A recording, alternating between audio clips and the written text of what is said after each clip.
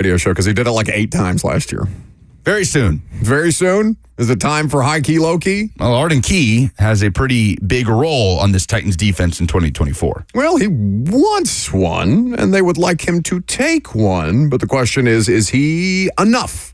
He needs to be for this pass rush to have a successful season in front of a very deep defensive backcourt, especially at corner. Well, he's never been that in his career. But we'll have time to talk more specifically about that because Brian Callahan did speak specifically about Arden Key, and I know we don't have that handy today, but that's a different kind of discussion than the one I want to have around Arden right now. So the way that, just for your edification, the way that Titans availability works now is they tell us that we're going to have, hey, you'll have X amount of players on the field, and you can break out into, groups, and you can talk to them at the same time. So like yesterday, for example, they had McCreary, Ridley, Burks. Who else was out there? Arden, a handful of them. Spears. There were 5 or 6 players that were available to us for all of us to talk to, but they're all available at the same time. So you got to delegate, right? And then they had 2 players specifically at the podium. It was Chig, it was Cheeto. So when I'm going over to Arden, I'm talking to Arden probably like the 5th round of times that people has talked to Arden, which is why we love Arden Key, because he'll stand there and do it, and he'll have a good attitude, and he'll enjoy it, and he'll give you a quote every time. But he said something yesterday that was pretty interesting. And he said it a couple of different times in a couple of different ways. One with an expletive that we can't play for you here. But I was asking Arden, well, first, I joined a conversation where Arden was being asked about his role and about the idea of being a 3-down player for the first time in his career, as opposed to just a situational pass rusher, which he has been better equipped to be. So that's where this conversation starts. And then listen to him talk about, first, Denard Wilson, and then the differences between Wilson and the coaching staff that was here previously, including Shane Bowen and, of course, Mike Vrabel, whose defensive background lent itself to a lot of defensive coaching. This is Arden Key. The intensity he got, the detail, and we don't move on until everything is fixed. And the detail he got and the swag that he got and that he come in with every day, oh man, it's gonna be exciting. Did you move on before some details were fixed in the past? Hell yeah. Yes, we moved on. If we messed up, we didn't fix it. And now this year, when we mess up, we don't move on until we fix it. So. Well, is that from like the teams thing, not my conversation with him? That is from the teams thing. Okay, that's fine, because there was an additional question there that I wanted about Wilson, the follow-up about Wilson, how many different places that he's bounced around, and how that gives him particularly good insight into what could make Denard Wilson a viable defensive coordinator, Jackson. So if you could find the tail end of that, we can come back to that here in just a second. But let's just focus on what we heard from Arden Key first. As we watch Mike Vrabel running around the Browns practice field at OTAs, simulating rushes against Deshaun Watson. It's jarring. When's the last time you've seen a personnel consultant simulating rushes against a quarterback? Because that's the first time I've seen it. What do you think is more jarring for Titans fans? Watching Vrabel running around in Browns gear on the practice field, or Henry in the Ravens jersey? Henry. Yeah. The Henry one's tough. But, so Arden Key is saying, when we made mistakes, we did not bother to correct the mistakes under the previous coaching staff. Now, he didn't name Vrabel, didn't name Bowen, and didn't name Ryan Crow's not still there as the outside linebackers coach. I believe he's moved on as well. He didn't name anybody specifically. But when asked, did you move on instead of making corrections? Yes. Hell yes. Yeah, not yes. Hell yes. Do we have that drop? Coach Mack? Oh, he's busy. He's busy. He's busy. It's okay. It's not worth it. Back to the computer. So, that's a red flag, and one reason that you might see some of the miscues that were happening on the Titans defense. Now, that's one person giving one perspective. That's the first time that we've heard that Mike Vrabel or Shane Bowen or whomever he's alleging to in that particular clip wasn't detail-oriented in the coaching of the defense. And in fact, that would probably run counter to what you associate Mike Vrabel to being, which is hyper-focused on the details, right? But for sure, there was some evidence that things were fraying, whether it's the penalties and how players were not it just didn't seem, they just seemed to be committing the same penalties over and over and over again. Dylan Reising, the false starts are some of the most infuriating things that Titans fan will watch. And I don't know if that's correctable by Bill Callahan. That maybe not, maybe it's not, but just little things like that start to seep in and start to then bog you down in games, whether it's penalty, whether it's defensive corrections. All of a sudden, there's an explosive play going over the top of your head when you think you have Gardner Minshew and the Colts backed into a corner, and then you see Alec Pierce flying down the field over Sean Murphy Bunting. Denard Wilson, or the emphasis for Denard Wilson being on, no, we don't move on until I see this done right. That's what you expect to be happening at every level of coaching, right? I think most people would assume that that's the case.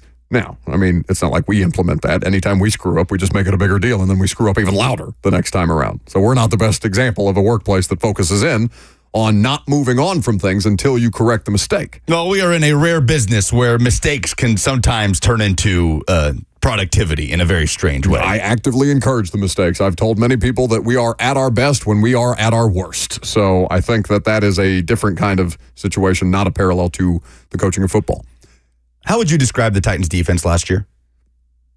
In one word. Disjointed. Okay. Disjointed is good. Because talking this morning on the phone, getting ready for the show, you said, oh, they were bad. Because they were bad. They were bad. I don't think they were bad. They were bad at a lot of things that were glaring, and then they were great in the red zone. So here are some numbers on the Titans 2023 defense. And we don't have to get into the weeds on specifics, but the Titans were middle of the pack in yards per play allowed in the NFL. Titans were top 10 in passing touchdowns allowed. They were top 10 in rushing touchdowns allowed. Middle of the pack in getting to the quarterback in sacks, pressures. Middle of the pack in scoring defense, points per game. Middle of the pack in third down defense, and the number one red zone defense in the NFL. Just by the numbers, that's not a bad defense. That's a average to above average defense. But the margins, I think, that Arden Key is talking about showed up in situations that let the Titans down last year. Situationally, their worst moments seem to come at the worst times. I want to know by percentage how many snaps they played in the red zone more absolutely, than your average NFL team. But you mentioned that Colts game, right? Mm-hmm. Like we think of that Colts game as a glaring indictment on this defense with the situational stuff at the end of the game with Christian Fulton and Alec Pierce. Murphy Bunting. That wasn't a Fulton. Well, okay. Fulton had plenty. But Fulton had a rough game that day. Like Christian Fulton comes to mind as, what was his quote after the game? I don't think I played poorly, talking about the officiating, all that type of stuff. Yeah, that was a tough one for him. Final score of that game was 23-16, right? And you know, that touchdown came when? Which one? That Alex Pierce, it was 50-plus yards, or it might have been even 70-plus yards. At the very end of the game, it was Titans versus Colts at home. Oh, that Alec Pierce touchdown. Oh, I'm talking about the Colts game in Indy. Forgive me. No, this is what I'm talking about, because they had them here. They had them beat here. That's right. I'm talking about the game in Indy, the Zach Moss game, which was a 23-16 final, which at surface level is like, okay, well, if you can only score 16 points, then how are you going to sit there and talk about it? Because we were just talking about the defense after that game, the running defense. And so that Alec Pierce game, that was 31-28 in overtime. And that Alec Pierce touchdown happened late. That was also the special teams game with the blocked punch, so that had a big role to play as well. But Alec Pierce had a 36-yard touchdown from Gardner Minshew in the first quarter. Michael Pittman had the game-winning touchdown in overtime on a 4-yard pass from Gardner Minshew. Okay. But the point is, situationally is where the Titans were let down. Feels like that's what comes down to the details that Arden Key is talking about. They weren't a bottom 5, bottom 10 defense. Right? Like the bones of a good defense were there. And to be quite honest, it kept them in a lot of games last year that the offense could do nothing with. Well, that's the thing. The defense, you feel worse about the defense, because I'm sure a lot of people, if you'd asked them the same way that you asked me this morning, was Titans defense good last year? They would say, no, terrible defense. Christian Fulton, terrible. Injuries, terrible. You know, this, that, and the other. Offense was worse than the defense last year. Which is why the defense is even further scrutinized, because when you cannot score, and I've said this a million times over, when you cannot score, every little thing that happens on the field of play is magnified. Your special teams, your lack of return ability, your defense your secondary, your lack of takeaways, whatever, because you're leaning on everything else but the offense, because the offense can't do anything but fart out 17 points per game. By the way, that Pierce bomb you're thinking of set up that game-winning Pittman touchdown. That's what it was. In overtime, deep ball to Alec So he Pierce. didn't score the touchdown, but they let them get to the red zone on that play. Exactly. That got them inside the 5-yard line. Still. Kevin on the F&M Bank chat points it out. Thank you, Kevin. In particular, this Titans defense, I'm trying to figure out what exactly the expectation of an NFL defense needs to be in today's league, right? The expectation should no longer be, well, the defense has to hold them under 3 touchdowns. If you're holding a team to 20 or 21 points per game, you're probably one of the best defenses in the sport that year because the offenses are crazy. The rules are set up to further allow the offense to score, to further benefit the quarterbacks, to further benefit the wide receivers, to further benefit the entertainment value. The defense is constantly fighting against everything all at once, all the time. So I don't know what constitutes a good NFL defense in today's league where the scoring is up. Titans allowed 21.6 points per game last season. Right, which would be an excellent defense. The top half was 15th in the league. Who, Ravens best? 16.2. Kansas City, 17. Well, Kansas City, that's the thing that is not slept on because I think everybody is well aware of how much carrying that defense did for them. During the regular season, But certainly. again, think about it. When the Chiefs couldn't score, what is hyper-scrutinized? The defense, and they came through with flying colors.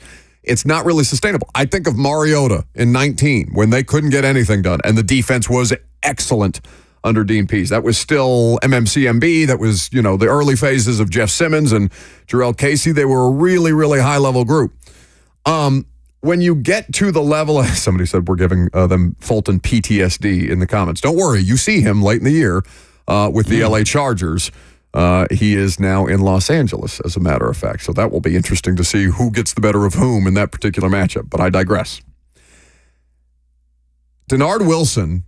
The reason that Arden Key is making the case for Denard Wilson, I think, is as interesting as Arden's comments on last year's coaching staff. Because, we don't have to relitigate what happened last year. It's done. You're trying to figure out how can it be better or how can it be less situationally problematic. Because the Titans' defense was situationally problematic outside of the red zone. And those are the details he's talking about. Yes. So, Arden Key, 3 years with the Raiders as a third-round draft pick in 2018. Then he gets cut in April of that year. He goes to the Niners in 2021, plays good football, goes to Jacksonville in 2022, wins the division. In fact, famously, he's the one that strip sacks Josh Dobbs, or I guess, strip sacks Josh Dobbs, and what could have been an incomplete pass was called a forced fumble or fumble recovery for a touchdown. Titans lose, Jags win. That's how the division is decided in Week 18 in Jacksonville.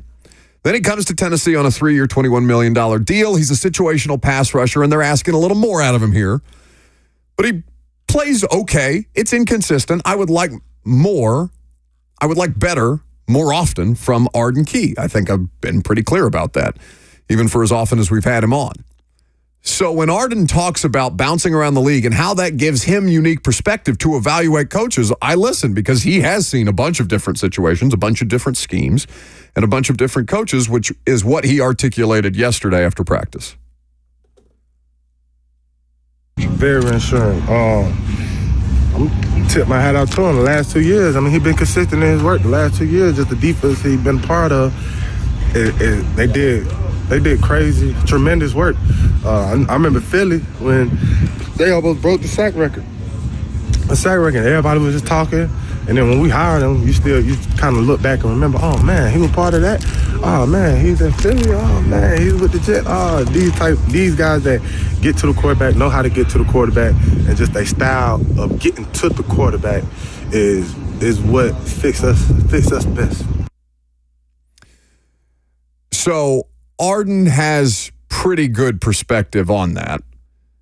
And he said earlier that, mentioning the Ravens, the number one defense last year, breaking all kinds of records because they were number one in takeaways, number one in sacks, number one in points per game. They were top 5 in basically every other category. They were excellent last year.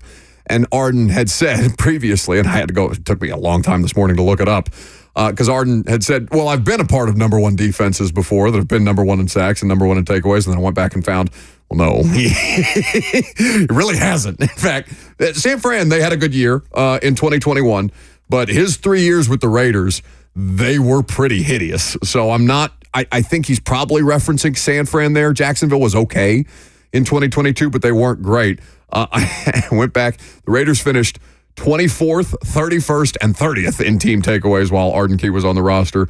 They were 32nd, 25th, and 29th in sacks while they were transitioning from Oakland to Vegas. His final year with the Raiders was Vegas. So the whole thing about Denard Wilson is building the defense back to front, right? And that's shown in their investment in the cornerback position. Yeah. Right? And what they could still do potentially at safety with some room to work with and some free agents on the market still available after OTAs. I will say, though, they don't seem to be, I mean, it doesn't mean that they won't, turn around and sign Justin Simmons tomorrow, but just based on talking to people, they don't seem to be in all that big a hurry to go out and get the veteran safety. Now, also, the veteran safeties aren't in that big a hurry to be participating in OTAs, so something to keep in mind. Let me ask you this. Let's go back in time 1 year, and around May, June of 2023, looking ahead to the Ravens season, looking at their pass rushing core, what would you have said the conversation was around that core? And just for reference, the Ravens sack leaders last year, their 3 sack leaders were Justin Matabuki, who got paid, Jadeveon Clowney, and Kyle Van Noy. So going into last season, what would you have thought about Justin Matabuki, Jadeveon Clowney, and Kyle Van Noy as your primary pass rush options before last season? I would have, Matabuki has been a solid player, but this is different. He had a career year. He had a breakout year. Van Noy had done it for the Dolphins. So my biggest question was with Clowney, because like the Clowney experience in Cleveland, that should have been what it was in Baltimore, and it never really materialized that way. He had some moments with Myles Garrett where it looked like it was supposed to look. But I thought it felt to me that they were doing what the Ravens always do. They're just patching it together. You go ahead and pay our Zadarius Smiths of the world. You pay our players who are due big contracts. We'll replenish. We'll find ways to get veterans in here and piece this thing together. But they did more than piece it together. They got as good a defense in the regular season as has ever been coordinated. Kyle Van Noy had a career year. Yeah. At 32 years old. He turned 33 in March. Jadeveon Clowney had one of the best seasons of his career. And Justin Matabuki had a breakout career year. So none of those guys were looked at as Kyle Van Noy was starting to get up there. Jadeveon Clowney was starting to get up there. Matabuki had never done anything beyond 5.5 sacks in 2022.